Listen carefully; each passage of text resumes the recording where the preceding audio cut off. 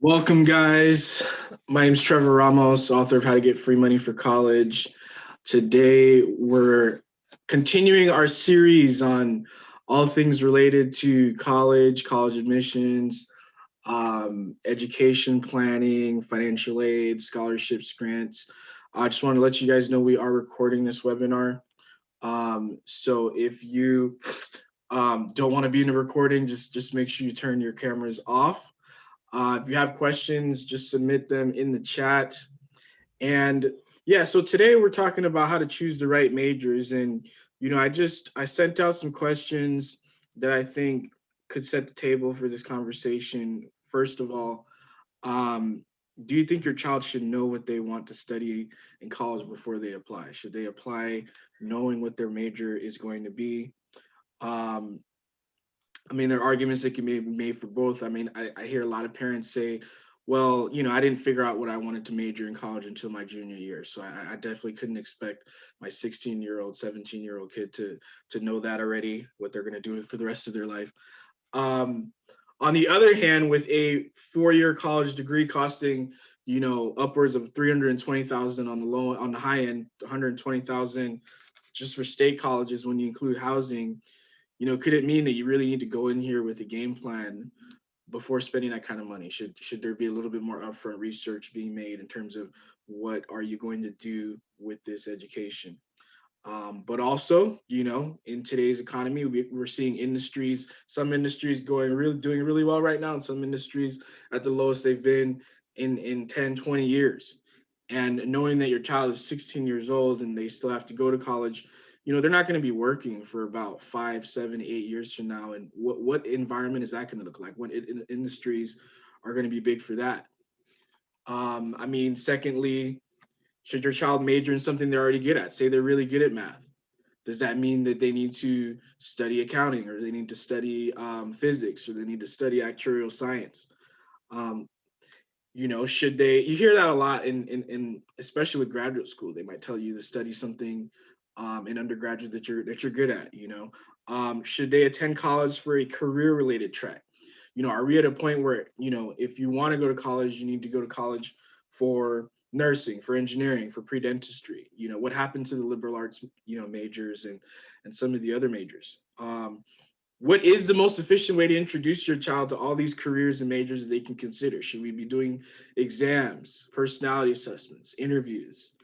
How do you figure out what's out there? One is educating the student on what's out there, but also educating them on what is going to be appropriate for them. And I think there's two different conversations there, right? And what if your child goes to school for something specific and then changes their major, and maybe they have to change schools because it's not an appropriate track for them, so that there is a conversation of, should we be thinking about this before applying to college, right? Should you apply to college as an undecided major? Do some schools like that? Is that a bad idea? What does it look like to apply to college as an undecided major as opposed to someone who is fit for a particular major? What does that path look like? Do employers care what you majored in college? Let's say, for instance, if you want to work in Wall Street, do you need to major in finance to work in Wall Street? Um, is it best to send your child to community college? I hear that a lot. My child doesn't know what they want to do, so I'm just going to send them to community college while they figure that out. So, with all that said and with the table set, I got my friend here and colleague, Xander Ruiz. He's from the Link Education Institute. He's been at this for over 13 years. And today we're going to discuss what you can do if your child isn't sure what they want to study while in college. And with that, I'm going to turn it over to you, Alex. Appreciate it, Trevor. Really appreciate it. My name is Xander, for all of those in the room. I just want to introduce myself a little bit. I am the CEO, the owner of Link Educational Institute. I work with students in California and around the nation in order to help them, first and foremost, find their major, apply to colleges, and then be as successful as possible in college. So with this concept of finding your major and finding your path, I put together a little bit of a presentation that I'm going to pull up for you all real quick so that way we can just go through it together. And obviously the theme over here is all about your student, or yourself for that matter, choosing your major in college. and if this is a route that you need to go through, and or if this is a route that you want to go through at the end of the day. So I want to give you as much of a guiding tool to be able to help you and or your student choose not only your major, but potentially your path and your future. So let's get into this a little bit more. Like I mentioned, my name is Xander. Most of my students call me Xander. I have a bachelor's degree in psychology, a master's degree in education, more than a decade and a half of experience in this independent educational consulting role, where I work with students not only to get them to qualify for colleges, but also to maximize their abilities to get into either the best college that they can, or at least develop as much as possible through that process. So that's who I am. That's a pretty little picture of myself, and hopefully you can ask any type of questions afterwards. So if you have any questions about myself and or my background. So when we're asking this question about major and the choice of majors at the end of the day, we need to reframe this as a problem, right? We need to define the problem at hand, right?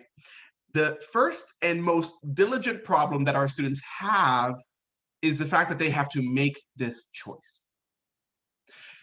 Every single student out there is given this ridiculous list of majors and then asked to find in this list where they kind of fit.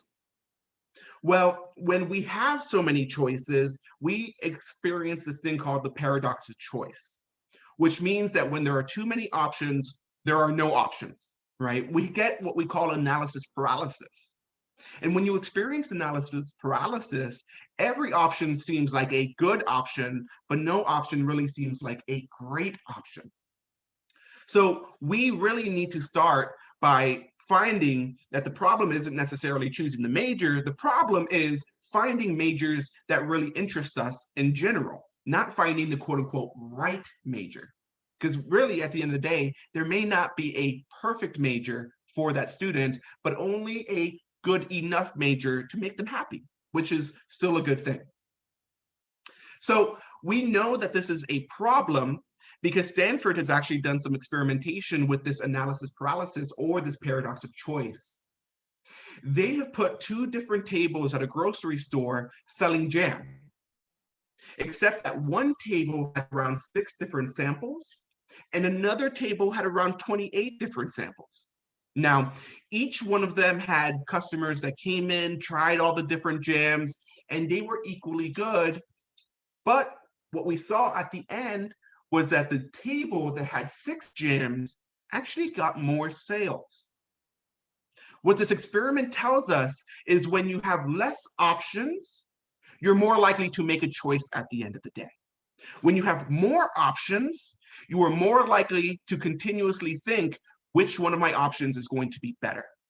If I choose one now, am I going to regret it later? So again, this paradox of analysis paralysis will only take us down the path of too many majors equals no major at all, which is ultimately why a lot of students do end up deciding on going undecided at the end of the day. So what's the solution to this potential problem?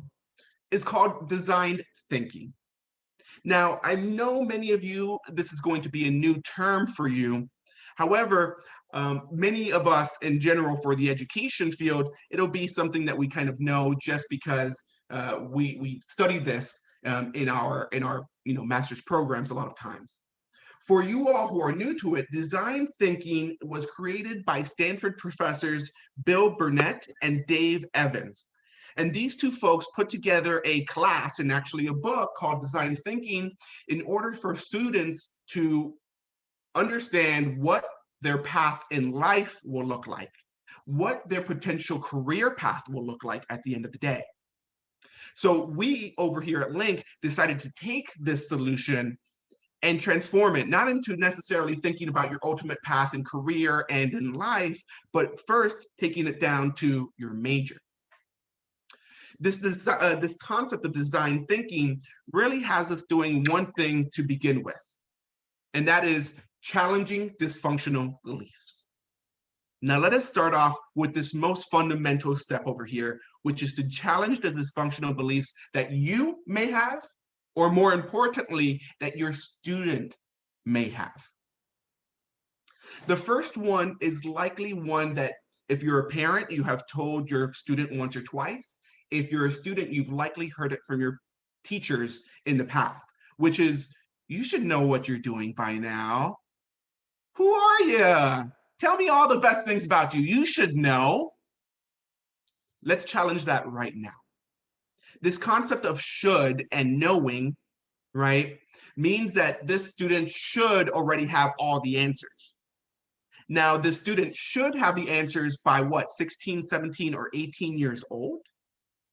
And then when we reflect on our experiences, we know, did we have all the answers at 16, 17, and 18? Probably not. So the professors over at Stanford would tell you that you shouldn't should on anyone. You shouldn't should on anyone. So if you're a parent and you say you should know where you're going, you should know your path, the fact of the matter is we need to challenge that belief. There is no should. There is only multiple paths that we can go down and many paths that potentially make us happy at the end of the day. Dysfunctional belief number 2. What's your passion? You should know that by now. Oh, come on. You should make a choice based off of your passion. What's your passion? Come on. You don't know it? What's going on? Passion? Again, another study over at Stanford teaches us that only around 20% of people can identify a singular passion. Where does that leave the rest of the 80%? The rest of that 80% can identify multiple things that make them happy, but not identify a single passion at the end of the day. So when you say that you should, again, you shouldn't should on anyone, but you should know your passion, the fact of the matter is only 20% of us can really identify a singular passion, where the rest of the 80% really have this wide open idea of many things that could potentially make them happy. So this idea of passion, again, is a dysfunctional belief that we need to challenge. And finally, we have this ultimate belief that you must become the best version of yourself. Always. Why aren't you moving towards the best version of yourself? Why aren't you becoming the best athlete, the best student, the best academic, the best career, XYZ? Again, this is a dysfunctional belief because we don't know what best is. We barely know what best is for ourselves, let alone for the student across from us. When you decide what an attainable best is, I can show you what unattainable means. Because the best is always something that we end up moving towards. However, the unattainable best is the enemy of all the available better choices that could be made. So if you make a decision and we know that that's a better decision and not necessarily going to move us to the best, we may think, oh, well, like I cannot make that decision because it's not necessarily the best decision.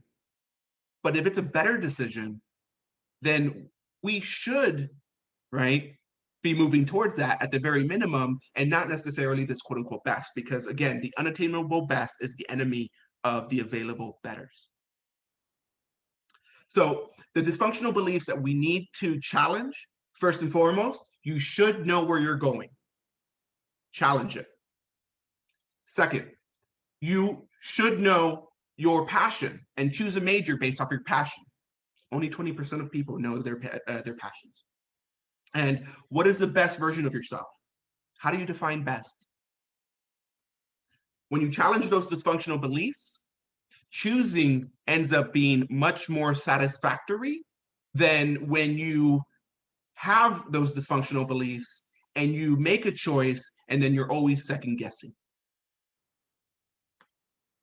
So here are some tips from the design thinking program to help us find our particular major. Tip number 1, connect the dots as much as possible. Now, let me define what these dots are. The truth of the matter is that we as humans are always looking for meaning in our lives, which means that the student who's choosing the major is equally on that path of finding meaning in their own life. Now, when we're looking for meaning and we're trying to feel satisfaction, most times we want to be what we call congruent. Congruent means that your actions and your thoughts are aligned with each other. If you believe that the sky is blue, but then go to Mars and see that the sky is red, well, those things aren't necessarily congruent. And so either your belief would change or maybe your actions would change in some way, shape, or form. That might not be a great example because they're two different planets, but you get my drift at the end of the day. When we want to connect the dots, we want to make sure that we are congruent in our thoughts and in our actions. So we have three areas that we really want to find out how they can become the lowest common denominators of everything, which is what you believe, what you do, and who you are. When you can make those three connecting, at that point, you will find meaning wherever you may be. Again, what you believe, what you do, and who you are. At the end of the day, when you combine them, you will find meaning. So for my students, I specifically give them an activity in order to just reflect on this a little bit. And it's a little bit of a, teacher's mentality. So I have them reflect by doing some free writing, usually around 250 words on each one of these questions. Who are you?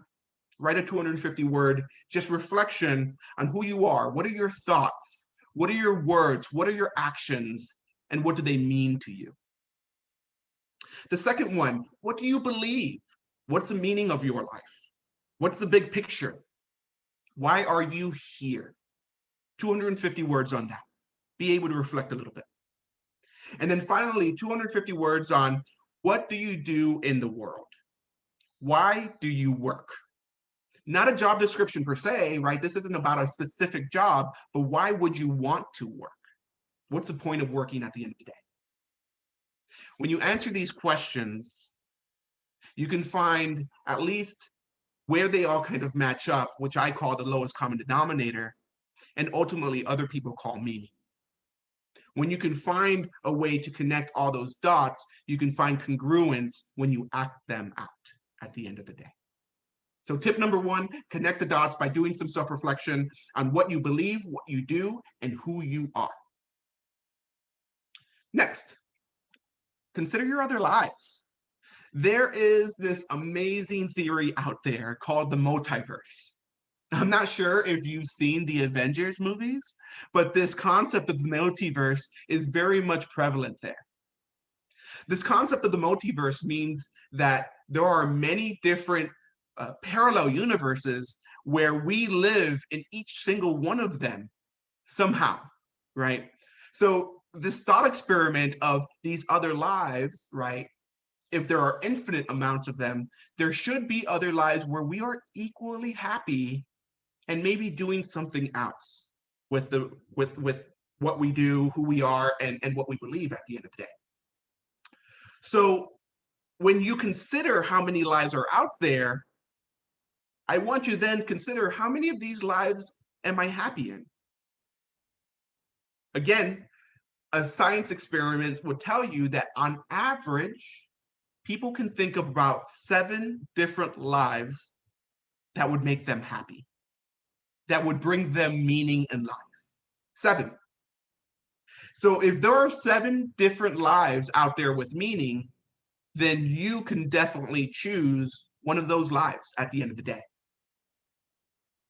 So again, as you consider your other lives and these multiple theories or the multiple universe theory, at that point, identify 3 to 7 different lives. Again, what are you doing? Who are you? What was your major in those lives?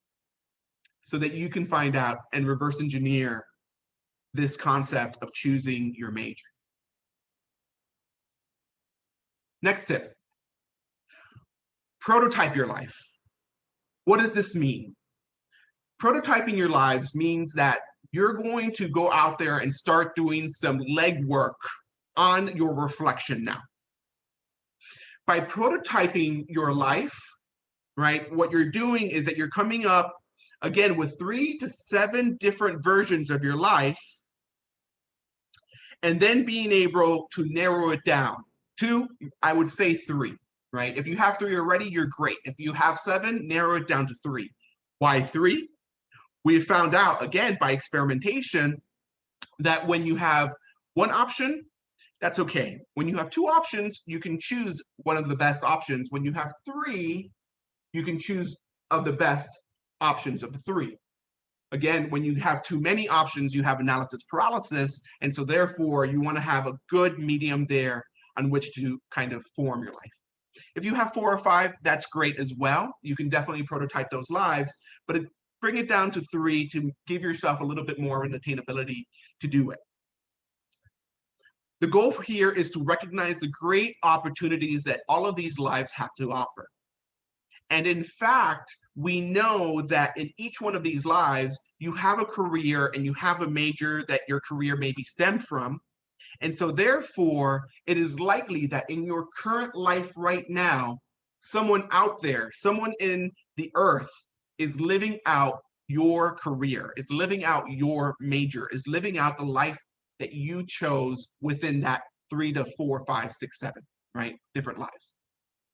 So when you prototype your life, it's all about being extremely collaborative by reaching out to those people. Find them on LinkedIn, find them on Facebook, find them in the social network. Ask your peers if they know anybody that lives a life that's similar to X that you created, that is having the career Y that you want.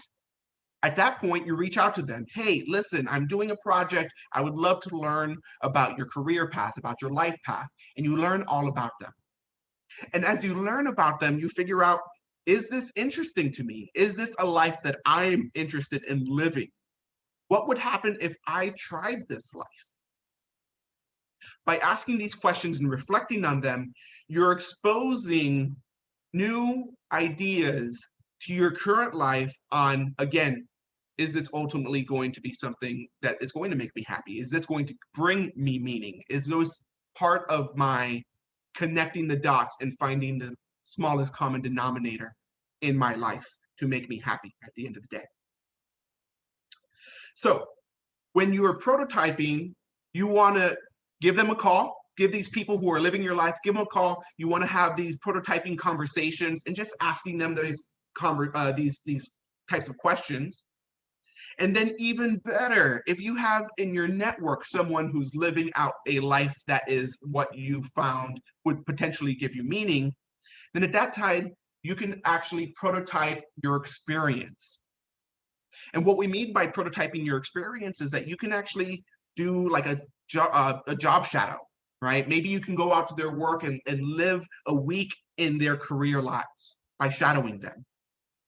Maybe you can test out different experiences that they would have in their career. If they're a fashion designer, then maybe you grab some fabric and you create your own designs and see if this is a type of experience that you're looking for. If they're a computer programmer, maybe you go into C++ and you learn a new program and see if that's going to be an experience that's bringing you meaning and satisfaction. So when you figure out which lives you're interested in, at that point, you prototype your lives by having your conversations, prototype conversations, or prototype experiences where you can, again, see and learn what those lives would have probably gone through and see whether or not that would bring you satisfaction and meaning in your life. Hey, Xander, can I interrupt you? Yeah, absolutely. Yeah, so this is it's deep stuff. I love it. Really brilliant stuff. Can you give us an example on tip number 1 for connecting the dots? You pose like 3 questions, which is, what do you do? What do you believe? And I think there was one more. Can you give us an example of, some like an answer for something like that? Yeah, absolutely. So the 3 questions were, let's see if I can find them, what you believe, what you do, and who you are, right? So for example, if you believe, let's go into who you are, right? I believe that I am a socially just person and I believe in equality and I believe that is who I am, right? Someone who promotes equality. And therefore, what I do is education. I am a teacher. And what I believe is that everyone should have an opportunity to succeed. So from those, I can say that the lowest common denominator is potentially being influence on young people, right? And if I want to be an influence on young people, who has an influence on young people? Maybe teachers, maybe principals, maybe counselors, maybe independent educational consultants, much like Trevor at the end of the day. So when you're doing this, again, you're asking these things of yourself and then being able to potentially come up with different versions of what connects the dots, that smallest common denominator. Does that answer the question, Trevor? Definitely appreciate it. Yeah, absolutely. I think that the one more example would be like what you believe. I believe that I need to push my body to be its best physical self. What do you do? I am an athlete. I play football. Who you are. I believe that I am an intelligent academic at the same time. So therefore, can you be a coach? Possibly. Can you be a player, a football player, potentially, if you have both the skill and the ability, right? Can you be a strength and conditioning person on a football team? Yep, right. Whereas before there was only one path. I can be an athlete, I can be a football player. Now there are multiple paths. I can be a coach, I can be a strength and conditioning, I could be a player, I could be so on and so forth. Does that make sense, Trevor? Yeah, in fact, as you're saying this, I'm thinking, how many people are really going through all this before they choose a major? Not enough, I'll tell you that much. All right, awesome. Yeah, I mean, at the end of the day, right, this concept of design thinking is so kind of awesome, right? That they created a class at Stanford just for this. And that class was so successful year after year after year that they decided to create a book called Design Thinking, Designing Your Life, right? Because it was so strong and it was such a powerful process, right? I have yet to see anyone take that and literally bring it down to the high school level at the end of the day, right? So that's essentially what we do over at Link, is that we try to just absorb those students who have a lot of questions, so that way we can help them through this design thinking and help them essentially come up with their own path. So skipping back down to tip number 4, narrowing down our options. So once we have kind of thought through our connecting the dots, thought through the potential multiple life and multiple universe theories and which ones would bring us meaning at the end of the day. We've thought through the prototyping experiences and the prototyping conversations that we want to have with those who are currently living our lives. So once we have all this data, right? Once we have all of these ideas, oh, this would fit, that kind of fits over there. This absolutely doesn't fit, let's throw it in the trash. At that point, we want to narrow down our option. Again, when you have too many options, you don't have any. So when you have like, oh, I have 10 different lives and 15 different experiences that I want and 30 different majors, then you're right back down to the place that you were at the beginning, right? You haven't necessarily narrowed everything down. But once you've created a list and really given it a lot of self-reflection and a lot of thought, then you can narrow down your options to, again, 3 is a great place to be, right? Scientifically, 3, the power of 3 is always going to be great, right? 2 isn't as good as 3, and 1 is definitely not as good as 3. And then 4, 5, 6, 7 is going to be a little bit more than enough, right? So if you do, again, narrow it down to, I would say 3, 4, and then from there, be able to start making your choices. Now, here's the beautiful thing about being a human and having, again, I'm from a psychology background, so this is the beautiful thing about what happens once you choose. When you narrow down your options and then decide to make a choice on which one of those options that I ultimately want, we have something called the choice supportive bias. This also happens when you make a purchase for anything, right? And in fact, I implore you to think about the last purchase that you made. When we make a purchase, we start rationalizing the purchase, right? We start rationalizing retroactively, this was the best option that I had, right? We actually become far more solidified in the option after we choose than before we choose, right? So once we decide this is a path that I'm interested in, or these are the three paths that I'm interested in, at that point, all of the other ones become more foregone, right? They become part of the, oh yeah, I guess they were interesting at that one point, but these are definitely the best, right? Your psychology literally makes it so that your choices, the ones that you make, are going to be, you're going to look for things to support those choices at the end of the day, which just makes things far easier for you to be able to work with. So once you narrow down your options, again, 3, then from there, the final tip is to choose one. Because when you choose one, you're going to be able to move in a direction. You're able to be making progress in that direction, right? And even if at the end of the day, you choose in the future to change that option, the progress that you made is still there. The process that you came up with in order to do that new choice at the end of the day, everything is not lost. You still have all the experiences and all the knowledge and all of the things that happened to you as you chose that first option, which is hugely beneficial in many, many ways, right? But finally, when you choose one, you have to let go. Because when you don't let go, right, at that point, you, I'm sure, are familiar with FOMO, right? You fear of missing out, right? You're looking at other majors and you're like, do I want that? Is that the better major for me? Is that the better major for me? But when you choose one, again, your psychology literally says, I'm going to retroactively give you all the reasons why your choice was better, which again makes me far more apt to pick one, stick with one, make progress in one. Now, one of the things that you mentioned, Trevor, is, is it good to choose an undecided major?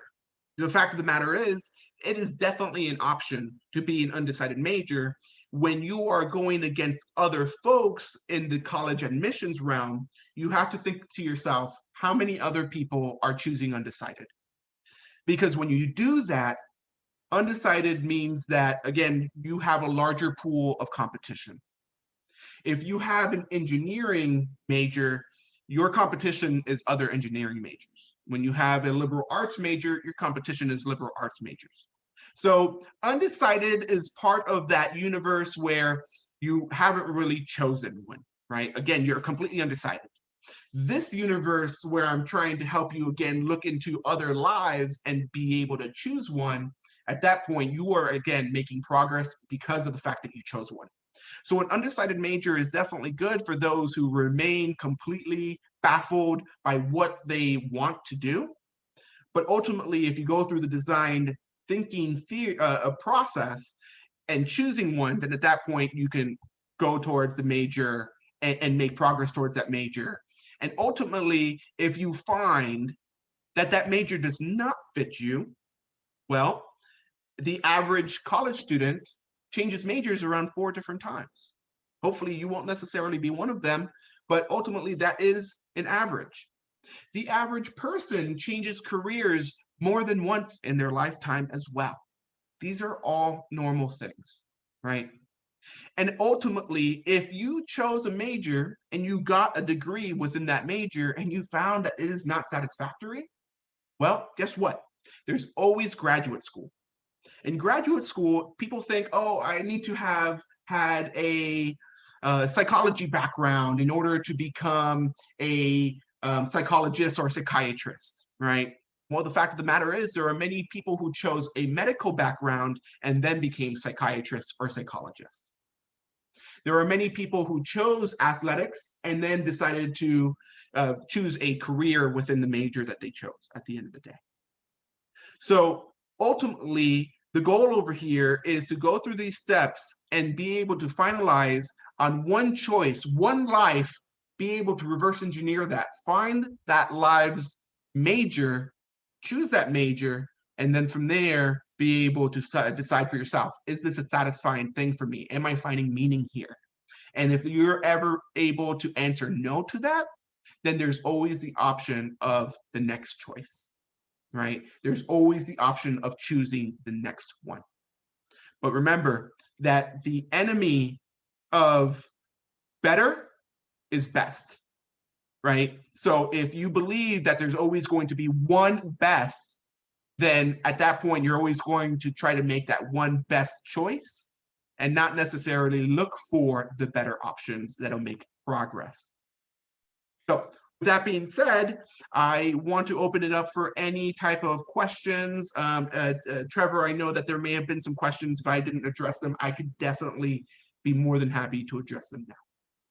Yeah, it just brings up a thought when you're talking about FOMO, is this idea that if you haven't really thought through about these different lives that you could have had, or these different careers you could have had, you know, how will the student feel when their roommate gets into medical school or their roommate gets into law school?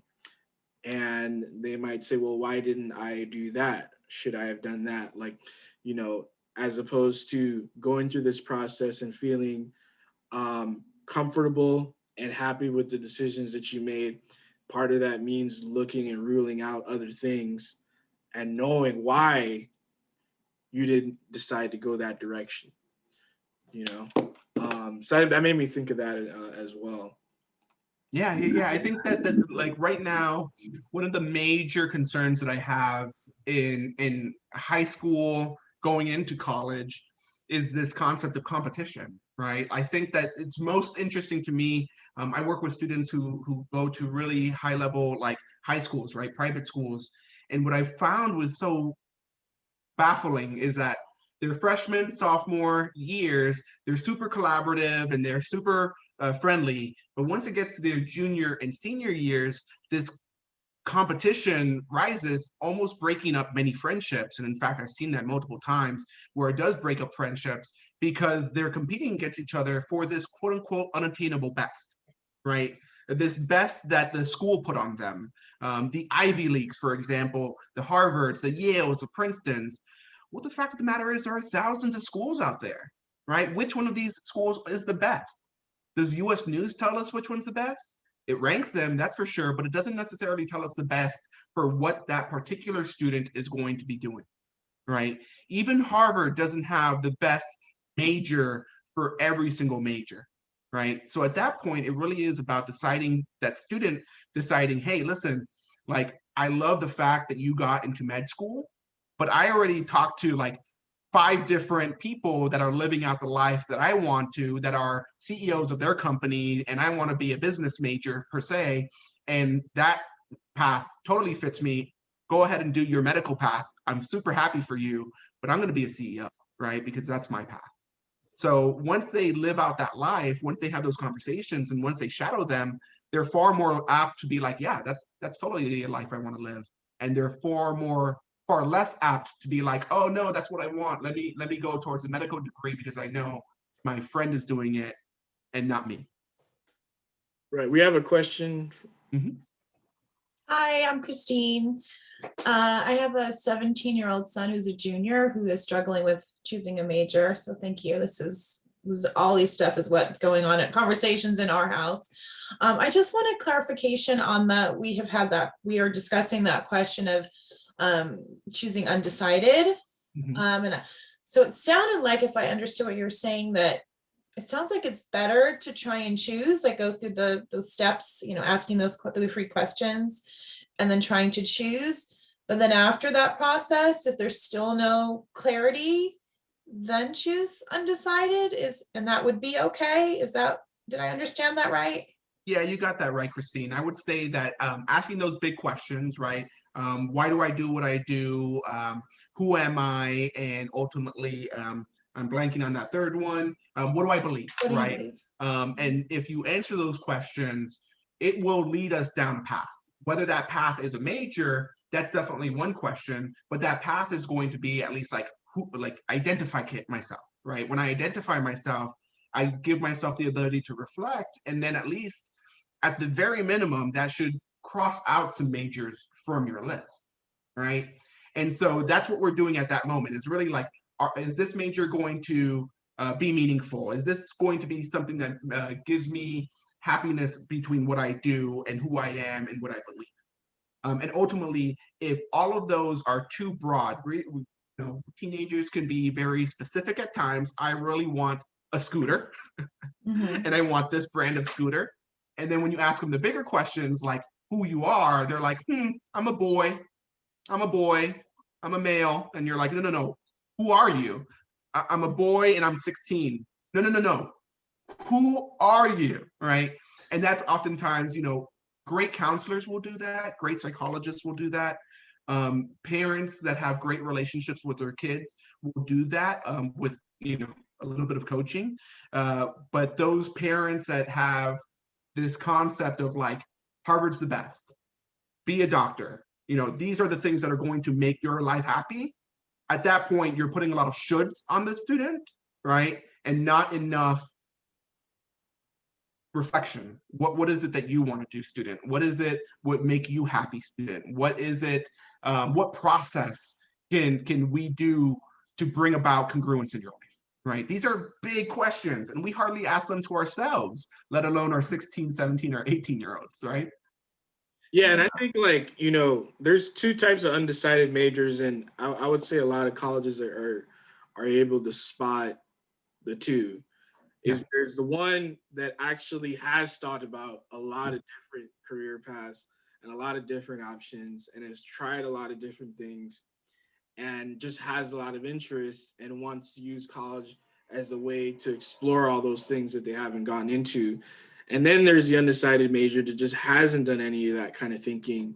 And, That's where we're at. we're relying on the school to provide them with a pathway, which, from my understanding, I mean, there are some amazing schools that are hands-on enough to help you through this stuff, but that's not something you want to put on any school when you can go in there and have a game plan. And, I don't want to be too cynical, but in some schools, they may not have an objective of trying to graduate your kid in 4 years, so that even, becomes more of a talking point with that. But yeah, that's my thought on that. Is there a program for, if you do go in as undecided? I'm wondering, and maybe that's different for every school. I'm like, well, how do they know what classes, other than your general eds? Obviously you'll take those, but I just like the electives, or those are set things for them to try different things. Is it like high school, choosing the electives and seeing which one resonates with you, and if it's something that may click? I went in with the major, so I'm just, my son's leaning towards that because he really doesn't know. And I'm like, I think what you said in the beginning, like, it's a lot of money to not know. Another question I have, and I hope you'll address it, is the whole community college versus 4-year, if you really have no idea, is another thing. I'm waiting to hear the answer on that one. Totally. Trevor, I could definitely go and take some of this. Yeah, take that, yeah. Go ahead. So first and foremost, let me make sure that I've got both questions right. First was the undecided and how they choose classes during their second year. And then the second one is community college, and is that an option for those who may be ambivalent to where they are looking to major at the end of the day? So I'll address the first question. When your student is going as an undecided major, you're right that they're going to be taking those general education classes during their first 2 years. Each institution is unique in itself, and so what those classes are going to be dependent on the institution. You're likely going to see the math classes, the science classes, the English classes, right? The more advanced ones obviously are more advanced in high school.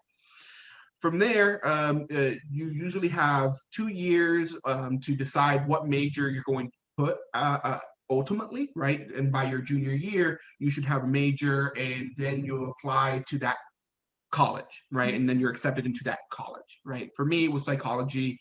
And then I applied to psychology, and they said, cool, you're in. And now here's the path that you need to take. And now they have a list of all the different things.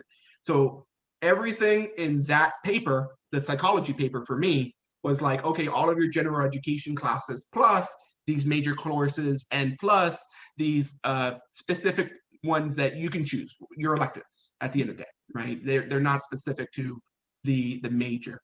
So the beautiful thing is for something like psychology, where there's multiple electives that you could potentially take, you can take electives and then kind of explore where you're interested in that view, right? There are other majors such as like computer science that may not have too many electives, which will limit the amount of exploring that you can do, right? Let's say ultimately your student goes from undecided to computer science, and at that point there's much less leeway into like what they can explore through the their course book, right? So because like computer science majors need to take very specific classes in order to graduate. So psychology majors a little bit less. So that's the downfall, right? Is if you start taking electives your first and second year, right? They may not fit within the coursework of your ultimate major. That in was which another case, concern. It would take yeah. 5 or more, how long would You it got it. take you to get out of there and keep paying that 30 whatever grand a year? You got it. That's Well, I what mean, on we're- average right now, all the science and all the statistics, on average, it takes students 5 to 6 years now, right? It is no longer an average of 4 years. But the reason behind that is because most students don't go into their college having done much of this self-exploration and self-awareness, right? They go in saying, cool, for example, like one of my students last year, they went into USC. They got accepted into USC, but they got into USC as a geriology. Gerontology, I think. Got it. Get it. The study of old people, essentially, right? He had no interest in that. No interest whatsoever, right? So he got in, and then from there, he did some exploring. He decided, that's not good for me, and decided to change his major. Well, that luckily didn't necessarily impact his time at USC because he did it within his first year. Had he done it within the second year and taken electives, at that point, unless he's starting to front load classes into the next semesters and taking a little bit extra, he will likely have taken 2 or 3 classes that weren't within X major that he really wanted, which would then take him 2 or 3 classes behind, which would make him, again, graduate in 4 years in 1 semester or 4 years in 2 semesters, again, an average of 5. So that's kind of the vein there. Yeah, and I think there are some colleges that have some amazing academic advisors. Sometimes you get lucky and you get someone who, has a lot of time to help have these discussions with you. There are many small colleges that have professors that are going to seek out someone and say, hey, you might be really good for this type of profession, or to mentor the students, or to take extra time with them. And there are schools that don't do that. But, part of the reason why I'm even putting this webinar together is because this is a hole.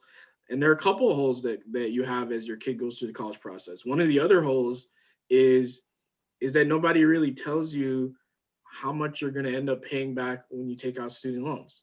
You could go through this entire process and no one will sit you down and say, look, this is what you're at. This is what you're going to pay back. And this is another process, this conversation of, is this the right major for you? What previous discussions, have you had about different opportunities? It's more like, what do you want to major in? I know an academic advisor at a large public university, and their philosophy is find out what you want to major in, and then we'll tell you what classes to take. It's not, we'll help you figure out what you want to major in. Yeah. Right? So that's something that I'm encouraging parents and students to do on their own, and not necessarily, it doesn't have to be before you go to college. I think, it's awesome when you do, but it can be while you're in college, and it's not going to go away because these same questions are going to come up when you have to figure out who you are as a person, how you want to present yourself to the world, whether that be for a job interview, or to advance yourself in your career, or even to go into business for yourself. So, and that's kind of the bigger conversation. So will you be addressing the community college choice if you don't know, or, just immature, or as opposed to the 4-year? Is that somewhere? Is this, I don't know if this is the right time to talk about that, or is that? Yeah, down the no, road? totally. I think that like the community college aspect, I think that first and foremost, when you're looking at community colleges, the the mindset, again, this dysfunctional belief, if you will, is that community colleges are less good than your four-year, right? The fact of the matter is that there are thousands of schools out there, and some of those schools are higher tier than other schools, and yada yada yada, right? Harvard is quote unquote better than Cal State Fullerton, right? Let's say. While this could be true in US news and their rankings, this may not be true for, let's say, like I'll throw out geriology as a major, right? Harvard's geriology may not be as good as USC's geriology, right? So this concept about getting an AA, right, an associate's degree, or going to community college, or I want to bring up another point of just like a technical college, right? I think there are far too little students consider that as a real option because they have the dysfunctional belief that they think if I go to community college, then I am done. If I go to community college, then I am not going to succeed. If I go to community college, then I am a failure. The fact of the matter is, I have people in my life who went to Gold Coast, I believe it's called, and then transferred to UCLA and then have the same major as I do. That's to have the same master's as I do. So we're in the same path, and they went to community college and paid, 2 semesters far less than I did, right? If you understand if you reflect on those questions and you understand who you are, what you want, what you believe in, any path that gets you into more meaning will ultimately be better than the path of least resistance, which is not choosing anything, right? Yeah, and just my thoughts on it. It's there are some majors where I actually would recommend considering community college on the upfront, and that's because those majors tend to be very expensive, and a lot of those programs only give out money to people who are extremely talented. So say for instance, if you want to study art, or if you want to study music, the chances of you getting a scholarship in those two majors is going to be heavily dependent on how good you already are. So if you need time to develop, then it can be a good idea to go to community college for those majors. The other thing though is, I just want to make sure that parents don't think that they don't want, you don't want to put the weight of these conversations on your community college either, right? Community college gives you an opportunity to take a lot of different classes that you wouldn't take in high school. But it does take students on average 3 years to get out of community college as well. For some of them that have a plan of going straight to a 4-year, that might be shaved off a little bit, but you have to remember that as well. So this is the reason for these discussions. Sorry, emails keep coming in. These are the reasons for these discussions of the pre-work, and it doesn't take forever. But, having had these conversations, you can say, okay, well, these are the paths that I might want to go, and I'm choosing a high unit major. So that's what, Xander was talking about with majors that don't allow you to take a lot of electives, a high unit major like nursing or business. And if that's the direction that you might want to go, it may be better for you to go directly to a 4-year because you're going to take more applicable courses. But yeah, just to step back a little bit on if my kid doesn't know what they want to do, should they go to community college? I think you still have enough time to have a conversation about different directions you could go. And, depending on what direction that they have chosen, because you're going to have to choose something, even if it's not ultimately what you're going to do for the rest of your life. You choose a direction, and then you can determine which college is going to be best suited for that. And that's kind of, based on this discussion. There's also opportunities where if a child really is going for something specific and that school really needs students that want to go that direction, they'll pay for those kids to attend and things like that as well. But, just having a conversation about majors here, that's where I'm at. I've had going back on this idea of technical school too, right? I've had students that are just like, I want to work with my hands.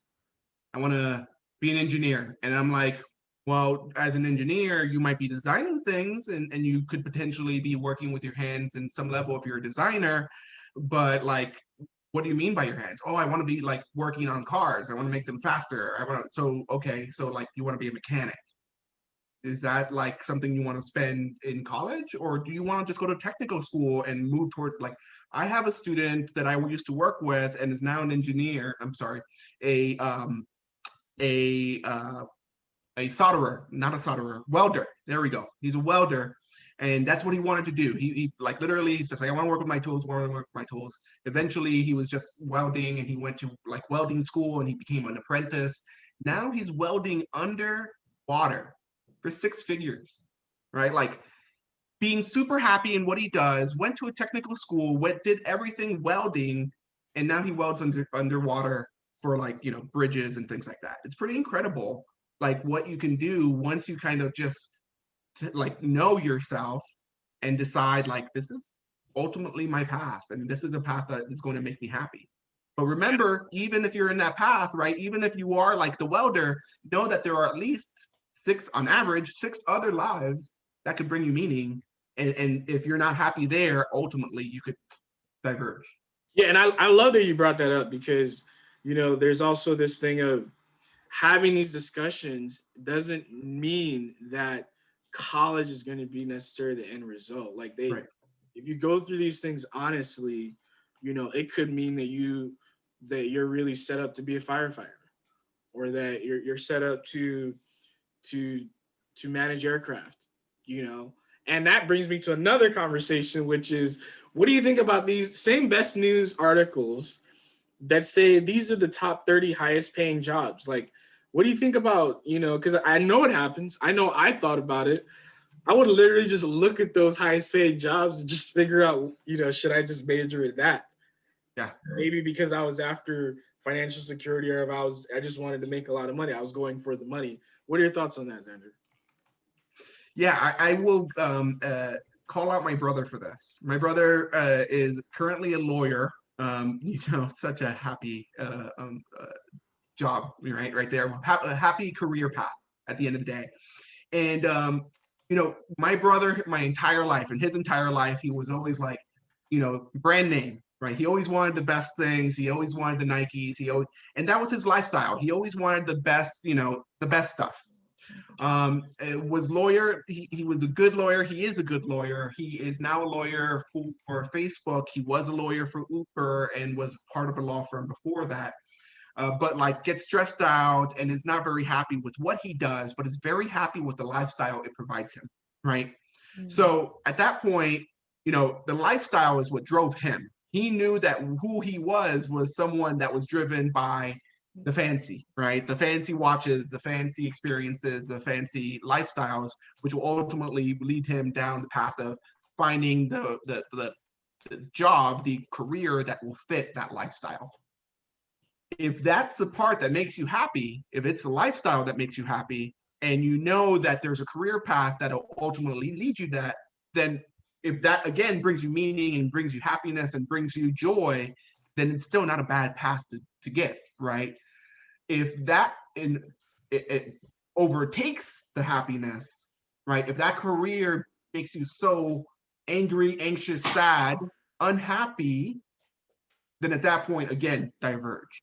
Right? Just because he's a lawyer for Facebook and Uber doesn't mean that he cannot now shift to becoming his own law firm to make himself happier, right? At that point. So there's definitely always shifts, but the point that we're always trying to make is make a choice.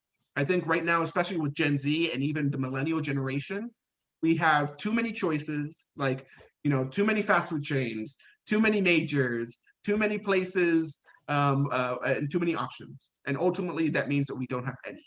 So when you make a choice, that means that you can make progress. And ultimately, I think that's what we're advocating over here is to choose, make progress, and there's always the option of shifting.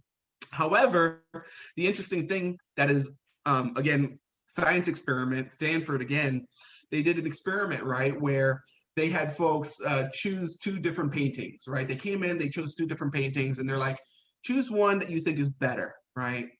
And then once the study was done, they're like, actually, you know what? we had too many of these pictures. Here, can you take this one home? Feel free to just take it home. Don't worry about it. They brought those folks back in, and then they said, hey, cool, look, you have the option of either, taking this, right, keeping the one that you have, or choosing amongst the other ones, right? Those who chose not to take it initially and came back with the option said, you know what, none of these are good. I don't like any of them. These options all suck, right? Those who chose the picture and came back with it and said, hey, you can choose whichever one, you can replace it.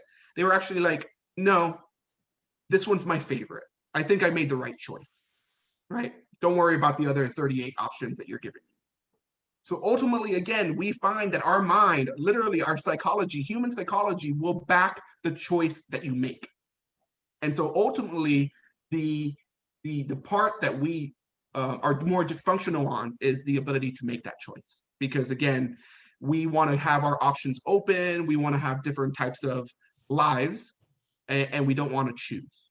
But ultimately, we find that choice brings us progress. Yeah, that's awesome. And the thought just came to me, which I was trying to say is, whether or not you go to community college before going to a four-year school, you still have to have these kinds of thoughts and conversations either way, because then you're just basically postponing the decision by 2 years. It's still a decision that you're going to need to make. In fact, when you're transferring to a college, they really want to know what you want to study. In fact, that is the essay question that you have to answer. And sometimes that's the only question that you have to answer. So what about you? What do you think about MBTIs and these kind of personality assessments in order, they spit out, these are particular majors and careers for you based on preferences. What do you think about that, Xander? Yeah. So personally, I love the Myers-Briggs, the MBTI, and all these assessments for very specific reasons. And none of them go into telling me the future, right? None of them will go into like, you plus your personality equals this career or this major. I do love it as a self-reflection tool, right? When you're able to identify yourself, right? That's part of the 3 questions. By being able to say, I'm an extrovert, a thinker, a perceiver, whichever one of these different aspects, you're giving yourself at least the ability to reflect on these identities, right? And as you reflect on these identities, you can either say, yes, that sounds like me. No, that doesn't sound like me. So the tool there is a reflection, not necessarily that paper at the end of the day that tells me who I am. Because as I go through each one of the 4 different pieces of the MBTI and ultimately the bigger piece of the personality assessment, at that point, it's not, again, a tool that I say, use this to define yourself, but more so use this to reflect on your experiences and your identity. Mm-hmm. Mm-hmm. Yeah. And so then what about this conversation of, let me see, how can I kind of phrase this? Using, say, you have a passion in your life, and then you have a career. Some people might say they are 2 different things. Mm-hmm. What you do to earn a living is different than what your joy moments are. Any thoughts on that, Xander?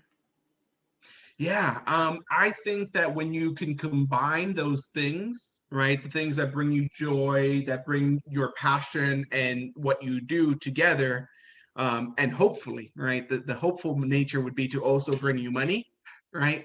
Because you could do it, right? Like I can create all the art at the end of the day, but if it doesn't bring me money, then at that point, it's not going to be the career path that I'm going to use for my money, right? It's not going to be that what I do. It's going to be that passion area, that interest area, right? But like at the end of the day, that's going to be a fantastic question to reflect on, right? Is it, if I am an artist, right? Do I think that I'm going to be able to make the money or to fit the lifestyle that I'm in with the career path, right? If that is a no, then we know, right, that life isn't necessarily going to bring us as much maybe satisfaction, meaning so on and so forth. So which one of the other 6 lives can also work for you? Okay, cool. So like maybe one life is, I start my own business and maybe I'm a CEO, but on the side, I have my Etsy shop, right? That's an equally good piece where I'm like, cool, I get the best of both of my worlds over here, right? So there's definitely something about like what you do, but what you do doesn't always need to be what you do shouldn't always be like your side hustle, right? Your passion project, all of those things, they don't necessarily all need to connect.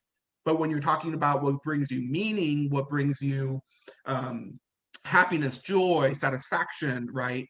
And ultimately, what's going to get you to that question of like my lifestyle and what's ultimately going to get me to what I do for my lifestyle, right? Those should much more be congruent at the end of the day because you're going to be spending a lot more time doing that stuff than you are likely to do your passion stuff. Yeah, and that goes into the lowest common denominator of all those questions. That's how we're trying to figure out, what is going to be the best of all worlds and what is LCD. And so let's just say we're seeing a huge shift in the way business is done in America. Like I said, we're seeing industries that we thought weren't going to blow up until 20, 30 years from now, really growing at a rapid pace, right? So we have no idea what's going to happen in 5 to 8 years, right? When these kids are going to be working, right? So with that being said, then what can we tell these kids that they need to at least make sure they walk out of college with, so that in 5 to 8 years they are best prepared for the environment that they're going to graduate in? Yeah, great question. I would say, and this is I will say is purposefully biased, right? Um, they need to have those prototyping experiences, right? When you have those prototyping experiences in colleges, and even to a lesser degree in high school, right? Those are all stuff that you put on your resume, right? Those are all things that like your job shadow, your volunteering for X position, right? Like these are all things that you put on your resume. These are all experiences that are hugely valid. And one thing that we know from like the employment industry, right, is that if you don't have anything on your resume, that barrier to employment, that barrier to entry becomes far more difficult, right? Like if you do not have stuff on your resume after college, you enter this area of like almost like unemployable because you haven't reached the threshold of what we call employable, right? Once you have that first career or even that first thing on your resume, that first job, you literally crack this thing called the employable meter, which just means that like other people will employ you, so therefore we can also employ you. But when you have nothing on your resume, essentially you're just asking for folks to take a chance.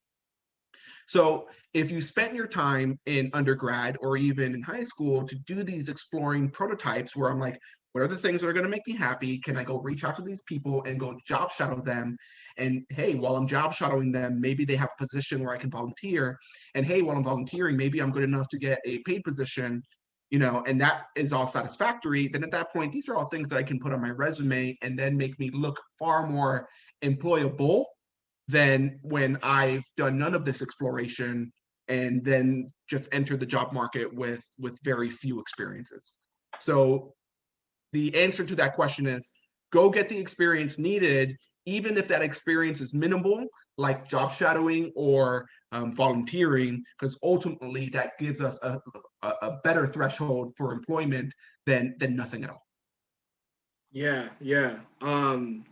Yeah, and I've been telling students, I don't know if anyone agrees with me on this. This is just what, based on my experience, I've told students, if you have no idea what direction you're gonna go, you should probably take at least one computer science class, one introduction to business class, and you should make sure you walk out of college knowing a language. Those two things can at least make you employable in most environments, and you can go to most different markets and parts of the world. If that language is a language that is spoken in multiple parts of the world. And then you talked about, actually, let's skip to this one, which is, do employers care what you majored in college? You know, Harvard doesn't have a undergraduate business school. You can only major in economics, but you know, for some reason, the investment banks still like those kids. You know, so does that really matter? What do you think, Xander? So yes and no, more yes than no, to be completely frank. So I'll give you both kind of scenarios. So yes, it matters what you major in if you're going into a highly technical field, right? If you are going into software engineering, you should have some sort of software engineering background, right? Some sort of computer science background, right? No one is going to hire a software engineer that doesn't necessarily have a backing in some sort of language, right? In computer language. When you're looking at more generalities, right, like a salesperson or X company, they're not going to care as much about their major at the end of the day. They're going to care more about their experiences and the skill set that they have, right? So ultimately, like the higher you go, the more prevalent your major will be, right? Especially when you go into like your master's work, or if like you want to be a director of a company, right? Like those things, they're going to look at your major, they're going to look at your path at the end of the day. Where I say is a no is like things, for example, students think like, again, I have to have a very specific major in order to enter a master's program with a new major, right? The fact of the matter is, again, some programs you will need to, like a nursing background, right? Like you will need to have certain classes and or a certain major to have taken to go into nursing and or medical field. However, for example, education. I had folks who majored in music in undergrad who were in my Master's of Education class. I had folks who majored in economics who were in my education master's course. So that just goes to show you that just because you entered one major in undergrad doesn't mean that you cannot change it in your graduate work to something that's almost completely different at the end of the day, as long, again, as the program allows that. So there are definitely options. So there's about 33% of Americans have a college education, and I believe that is about 10% have a graduate education. Do you recommend students go to graduate school?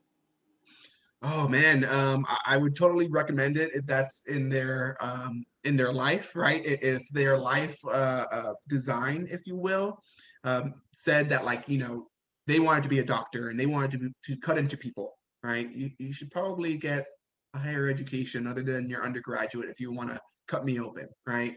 But again, if you're a salesperson for Nordstrom, right? A graduate degree isn't necessarily going to take you much further, right? At the end of the day, again, if being a salesperson at Nordstrom is what gives you satisfaction, right? So like one of the easiest things, like for example, I had one of my students who was very much into fashion, right? And I give Nordstrom fashion as a very good example because there's very little ways for a high school student to get into like fashion at the end of the day. Well, Nordstrom has this thing called the Nordstrom Fashion Ambassadors, where it's a program that they bring in high school students to learn all about the fashion industry.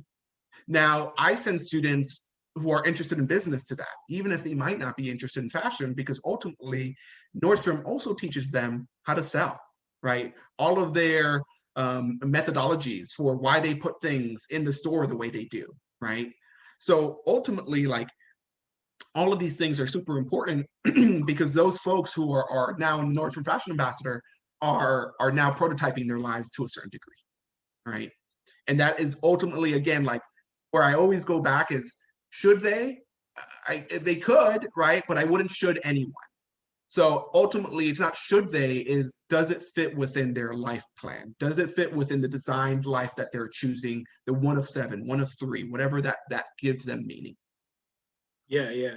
So then, yeah, and let's talk about, because there's who you are, and then there's actually what's out there, right? Mm-hmm.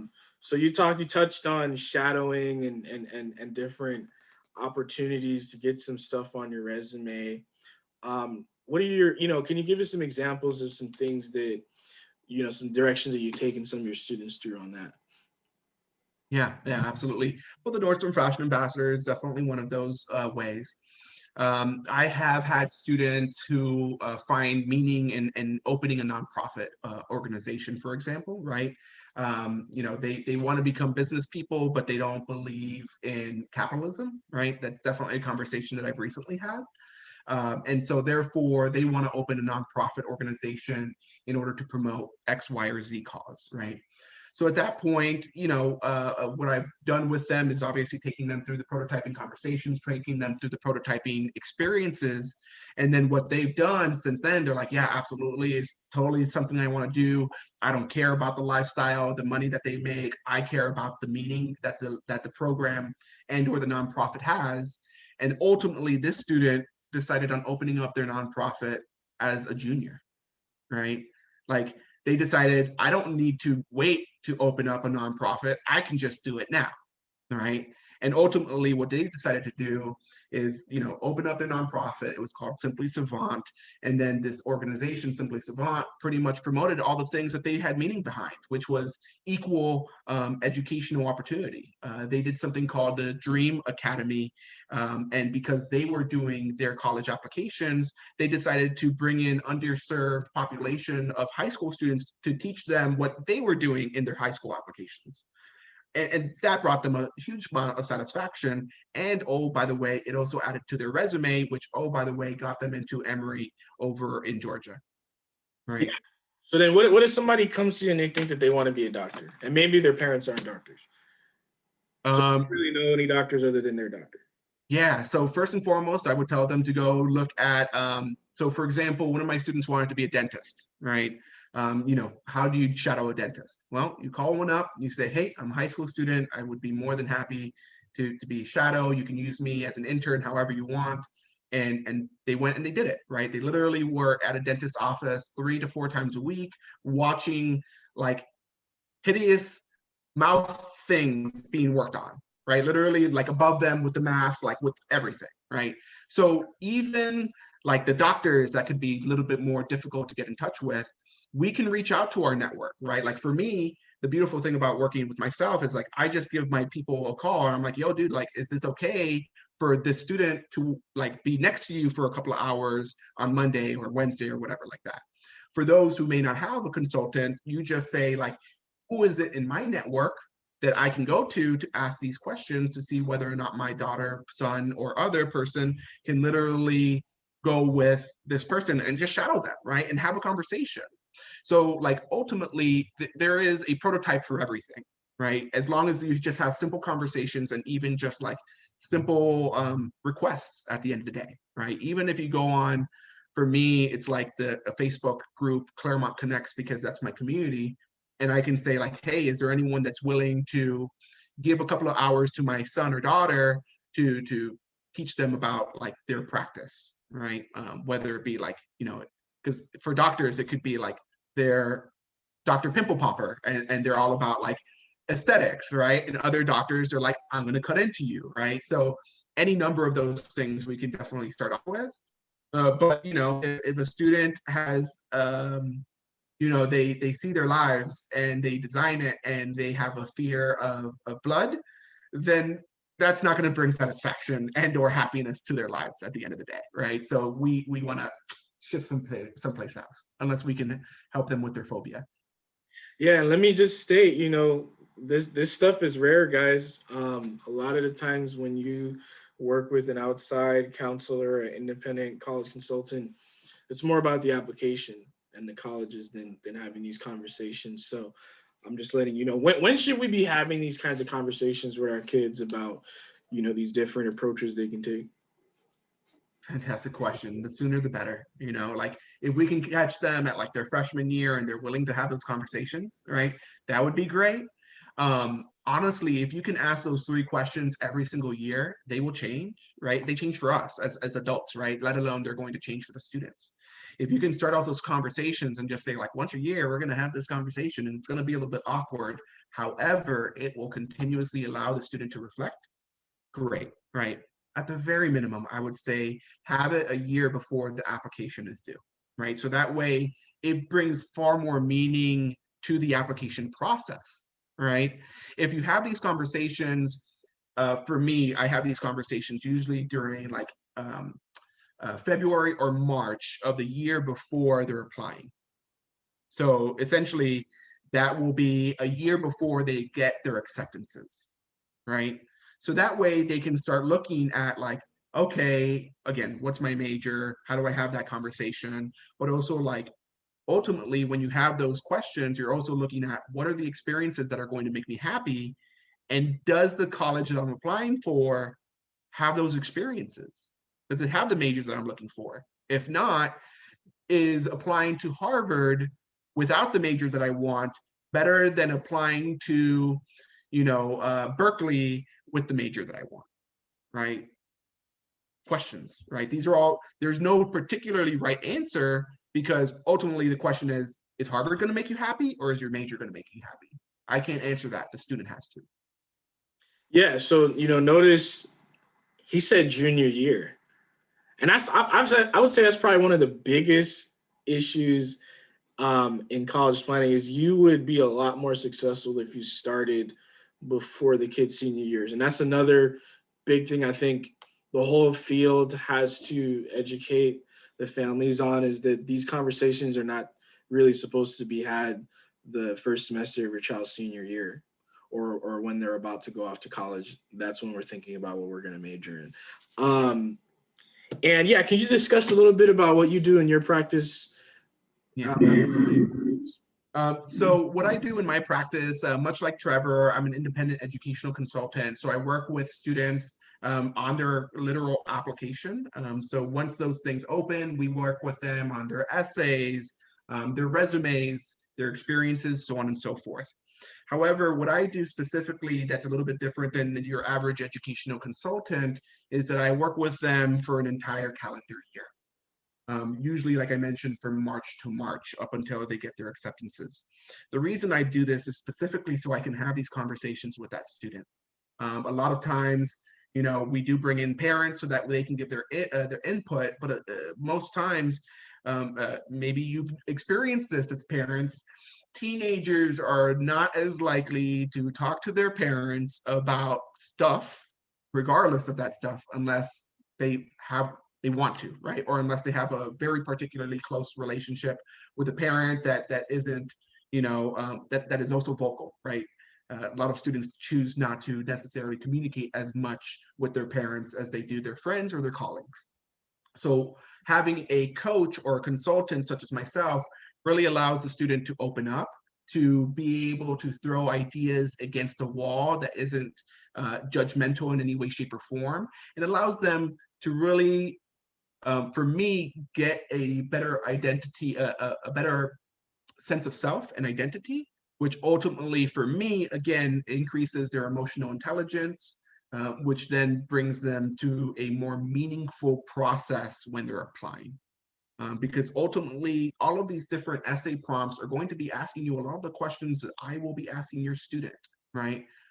Who are you? Identify yourself. Why do you believe you do what you do? So on and so forth. And so at that point, when we've addressed them for several months before the application, we can really take all of these questions and give a lot of meaning to them, as opposed to, let's say, your quote unquote average student who looks at the prompt, says, I need to answer the prompt, and then gives us an entire story about all of their APs and their IBs, which is already on their resume, which is already on their transcript, and is now giving a third document with all of the same information, right? That doesn't give any superfluous or extra information to the admissions officer to give them a sense of who the student is as opposed to what the student did. So that's what I do.